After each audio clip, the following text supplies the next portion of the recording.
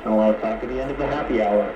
So, beer companies are going to have to reckon with that. They're going to have to shift how they market. I think we're already starting to see companies tell that story and remind people of the simple joys in life of getting together over a beer. And Bob, finally, do you think the beer industry will battle through these difficulties and come out of it in good health? Yeah, within beverage alcohol, I actually think beer is relatively well positioned. When we think about some of the health and wellness trends that might be affecting beverage alcohol, beer actually has the most low and no alcohol options for consumers, and so I think it's actually well positioned long term as a beverage of moderation within beverage alcohol to weather some of these changes.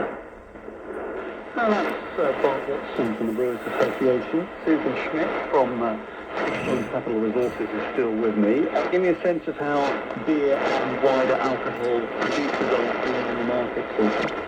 Well, investors are skeptical, and so they see this decline in demand, and they recognize that the companies are trying to adjust to it, they're reorganizing, they're trying to improve operating performance to make up for some of this decline in sales. But the stock prices have weakened and gone down in the last year or two. So investors are savvy to this change in interest from the consumer, and you're seeing that in the stock prices. So not only brewers, but manufacturers of premium spirits are also seeing a relative decline from investors and the investors' interest, and that's reflected in a falling stock price. Lots of stories we circle back to again and again on the program. Here's one of them. What's going on with Warner Brothers? Well, what isn't going on with Warner Brothers? We seem to be in a loop on this one.